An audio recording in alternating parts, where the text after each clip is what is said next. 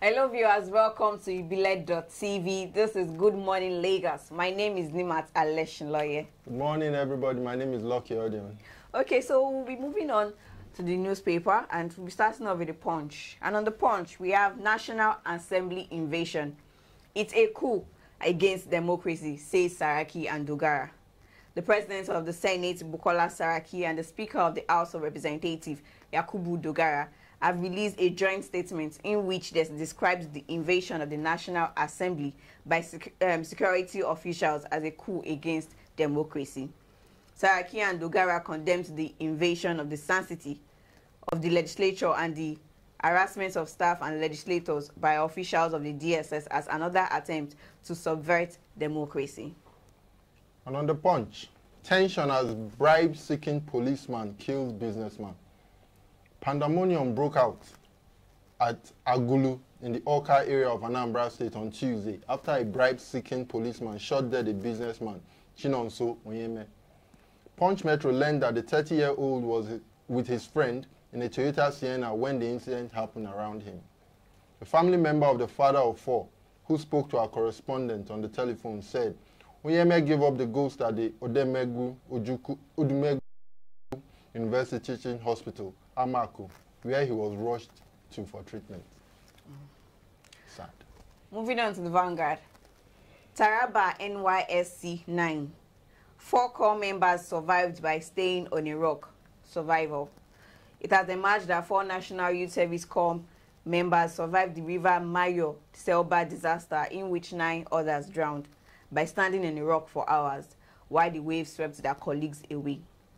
Another survivor of the River Mayo Selba disaster, Fidelis Ogbe, told Vanguard at a private clinic where he was receiving treatment that he was sorry that he cannot speak because we must follow others. Besides, I can't really say much because I was inside the river for some time before I miraculously came out. That was a good save. Very good. And then on the Vanguard, pray for Nigeria, Osibanjo's wife tells women. Wife of the acting president, Mrs. Dolapo Osibanjo, yesterday called on women in the country to pray for Nigeria. Osibanjo spoke in Owerri at the 2018 August meeting celebration organized by the wife of the Imo State Governor, my apologies, Nkechi Okorocha, at the Dan Ayam Stadium. Osibanjo's wife, in her brief remarks, said, "Women should protect the society prayerfully.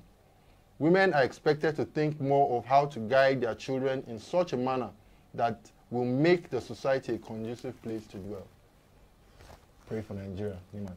Well, we are praying. Moving on to the Guardian. AFDB seeks technology transfer to farmers for processing.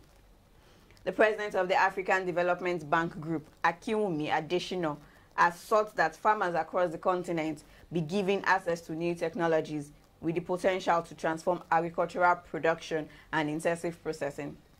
Adesina said the technology transfer was needed immediately and that evidence from countries like Nigeria demonstrated that technology plus strong government banking was already yielding positive results. And on the Guardian, BUA partners SON, ITF to address building collapse. A subsidiary of Boa Group, BUA Cement, in collaboration with the Industrial Training Fund, ITF, and the Standard Organization of Nigeria, has reaffirmed the need to block and concentrate on, has reaffirmed the need for block and concrete makers to follow the right mix of cement. Speaking at a one-day workshop themed, Optimizing Cement Usage to Achieve Better Quality and Yield, the General Manager of Sales and Marketing, BUA, Obu Cement, Nasir Ladan, described the block and concrete makers as key stakeholders of the company and the construction industry. Ladan, who stressed the importance of the workshop, urged the block and concrete makers to adhere strictly to quality cement and standard practice to reduce the issue of building collapse, which has claimed many lives. Moving on to the Daily Sun. FG names Seyefa acting DSS DG. The federal government has named the most senior director in the Department of State Service, DSS, Matthew Seyefa, as the acting Director General of the service. The presidency, through its official Twitter handle, Presidency Nigeria, announced the appointment. It tweeted, Matubi Seyefa, the most senior director in the Department of State Service, will act as Director General until further notice. Also, UK, APC, PDP, Yodioa, others condemn NASS invasion. This can also be found on the Daily Sun. Yesterday's invasion on the National Assembly by the Department of State Service has continued to receive wide condemnation from Nigerians and the international community. Reacting to the incident, the United Kingdom said it is closely monitoring the situation and other political developments in the country. It said it's in favor of a free, fair, credible, and peaceful process and the independency of institutions. The UK made its position known in a statement by the Press and Public Affairs Officer at the British High Commission, Abuja, Mr. Joe Abuku. And that will be all on our newspaper review today. Lucky will be taking the sport update. Yeah, I'll be taking us through what's going on in the sporting world. Looking at, it's about 48 hours for the transfer deadline for the EPL to start. So we'll be looking at taking a few pieces from the EPL, looking at what's happening around the sporting world, as I said earlier. First, we'll be looking at Chelsea go for £72 million world record signing of Athletic Bilbao goalie Aris Bagala. Now, Chelsea is looking at replacing their current keeper, or possibly make a competition in the behind the sticks between the two of them.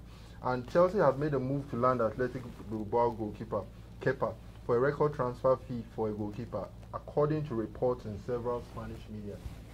A whole lot has been going on about will they buy him, will they not, and he's a very good keeper presently. And the 23-year-old has a buyout clause set at £72 million, and Athletic Bilbao will not negotiate. So that is a very high amount for any goalkeeper around the world. So Chelsea is saying, Courtois has not even reported to camp, and Chelsea is they are looking at giving him about £200,000 for a fine for not showing up at the club on time. And the Belgian is really not even concerned about it, because since he has gone on a wall, he hasn't even bothered.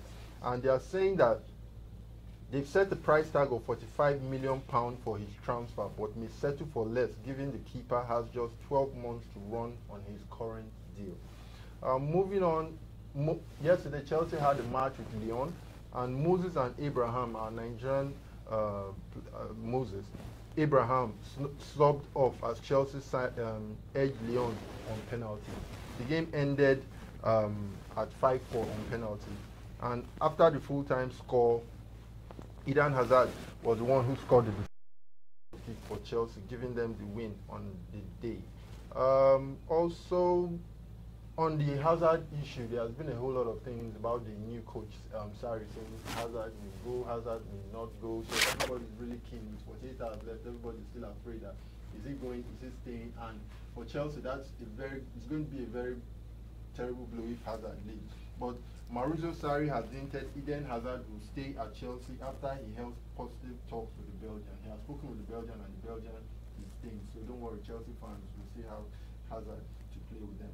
On Pogba, there's a whole lot of issues about Pogba staying and Pogba leaving as well. But to keep you up on speed, Pogba is asking for a fee of £200,000 per week, and Man U is looking at it as it's really too high for them, with the Frenchman just coming after the World Cup and his long leave. So we are looking at that, but the clock is still ticking. Within 48 hours, let's see if Pogba will stay in Man U or if Pogba will go.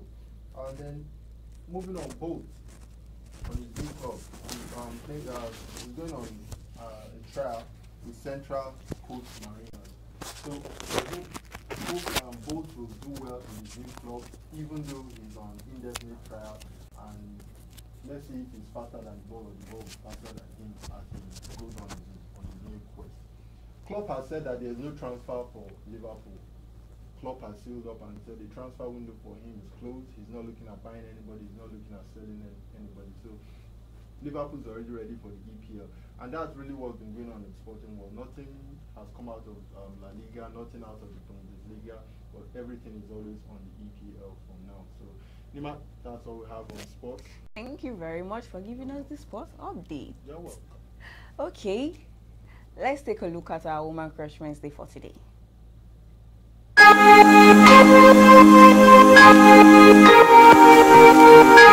She is a product of Queen's School, Ibadan. She holds a master's degree in public administration with specialization in public policy from University of Lagos and also a postgraduate diploma in education, having earlier obtained a BSc from the prestigious Obafemi Awolowo University, Osun State. Lola Akonde's working experience started in 1983 when she observed a mandatory national youth service corps with Cadbury Nigeria Limited, Ikeja, in the technical service department. However, after completion of her NYSC in 1984, Lola Akonde joined Lagos State Teaching Service Commission in 1985 and taught till 1991. From 1991 till date, she worked as the chairman of Fipso Enterprise. A great philanthropist and staunch believer in community and people-oriented development, Lola Akonde has over the years contributed immensely to the growth and development of our constituency through programs and special financial assistance to the less privileged individuals, religious organizations, and communities. A quintessential and elegant woman, Honorable Lola Akonde is married with children and loves socializing, traveling, and reading.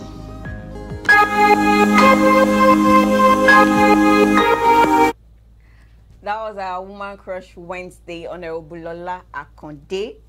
Very nice woman, intellect. Crushing on her. Oh, really? You didn't tell me about that. I'm saying this is someone I want to crush on. That's good, very good. I would relay your message. You know, she's my neighbor. Exactly, and you know Yes, we stay side by side. the in acting same line. president's wife has said we should pray for Nigeria. Okay, so you want to pray for her, as I'm not understanding the connection.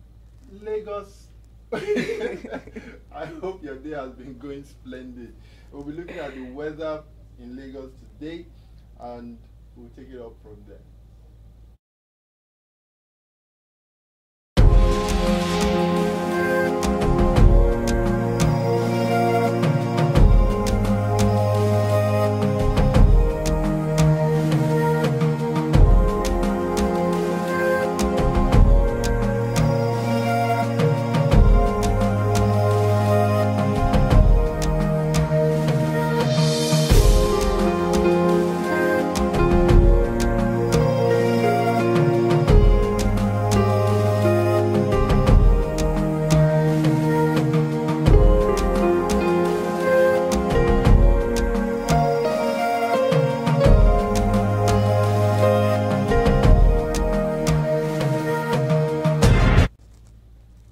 Welcome back. That's the weather in Lagos for today, and we are looking at a temperature high of 29 degrees and a low of 23 degrees with partial showers in the morning, but at night quite cloudy. So it's going to be a very cool day for everybody in Lagos. Yes, it is. Stress, and don't worry, it's not going to rain so hard for you to use your umbrella. So, Nima, it's a beautiful day, it's a lovely day, and it's a day you give us your quotes. Definitely.